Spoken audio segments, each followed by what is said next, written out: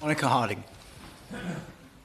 Thank you, Chair, and it is a pleasure to serve under your chairmanship today. And I'd like to thank the member for Southgate and Wood Green for bringing this debate to us today. And as he has pointed out, quality education is not just an important sustainable development goal in itself. It's also integral to the achievement of all SDGs. It enhances individual productivity, it fosters economic growth. It builds resilient communities in fragile states, develops skills for quality work opportunities, challenges harmful discriminatory values and promotes peace, the rule of law and respect for human rights. Every child has a right to a quality education, no matter who they are or where they live.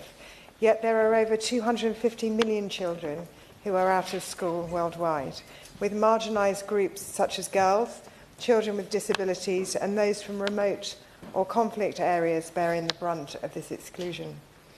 For example, in Afghanistan, the Taliban have created the world's most egregious women's rights crisis, with restrictions impacting 1 million girls and women's access to secondary school and higher education.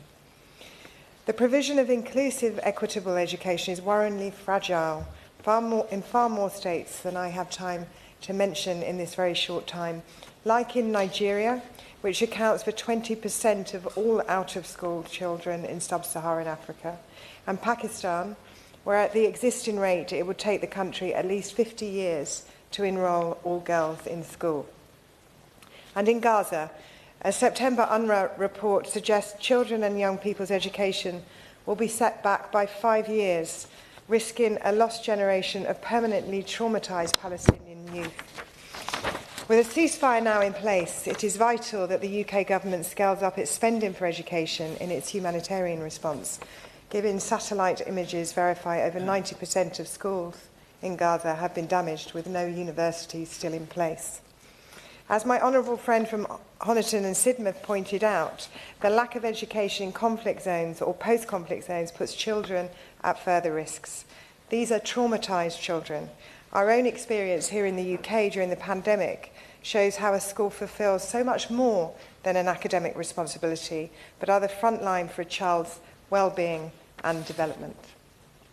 The UK has been proud to stand as one of the largest donors to global education, as it has consistently advocated for the transformative impact of education. But UK funding for global education has steadily declined over the past decade, dropping from 13.5% in bilateral ODA in 2013 to just 3.5% in 2023. Of course, this is in part a result of the ODA budget being cut from 0.7 to 0.5% of GNI, but education has faced much sharper cuts than other sectors, with cuts of 40% compared to the average 25% decrease for other sectors. I'd be grateful if the Minister could outline what steps the Department intends to take to remedy this disproportionate budget cut to global education in the next financial year.